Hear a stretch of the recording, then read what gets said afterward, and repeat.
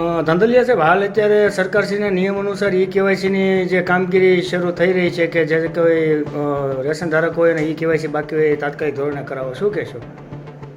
રાજ્ય સરકારની સૂચના મુજબ તારીખ 30/4/25 સુધીમાં સરકારશ્રીની એવી સૂચના આપેલી છે કે જે રેશન કાર્ડ ધારકો અનાજ લે છે તેને ફરજિયાત 30/4/25 સુધીમાં કેવાયસી કર્યું, અને જો આ કેવાયસી નહીં થાય તો જે કેન્દ્ર સરકાર દ્વારા જે સબસિડી આપવામાં આવે છે અનાજની, એ સબસિડી બંધ કરવામાં આવશે. એટલે હું અપીલ કરું છું કે દરેક નાગરિકોને કે પોતાનું રેશન કાર્ડનું કેવાયસી ફરજિયાત 30/4 સુધીમાં કરાવી લે.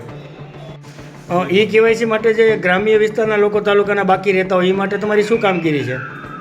જે કેવાયસીના ગ્રામ્ય વિસ્તારના જે લોકો બાકી રહેશે તે માટે અમે અહીં તાલુકા કક્ષાએથી જિલ્લા પુરવઠા અધિકારી સાહેબ અમરેલીની સૂચના મુજબ અમે દરેક ગામે કેમ્પનું આયોજન કરે છે. આ કેમ્પમાં જે લોકો જેના કેવાયસી NFSS જે કાર્ડ ધારક ધરાવે છે અને કેવાયસી બાકી હોય, ગામ બાય કેમ્પનું આયોજન કરી અને લોકો આ બાબતે પૂરેપૂરો લાભ લે અને સરકારશ્રીના જે રેશન કાર્ડ આવે આધાર કાર્ડ લિંક કરાવે તે માટે અમે અત્રેથી તમામ તાલુકાના તમામ તલાટીકા મંત્રીશ્રી, રેવન્યુ તલાટીશ્રી અને પોસ્ટ ઓફિસના કર્મચારી મિત્રો અને તમામ વફાદારશ્રીને અમે અત્રેથી સૂચના આપેલી છે.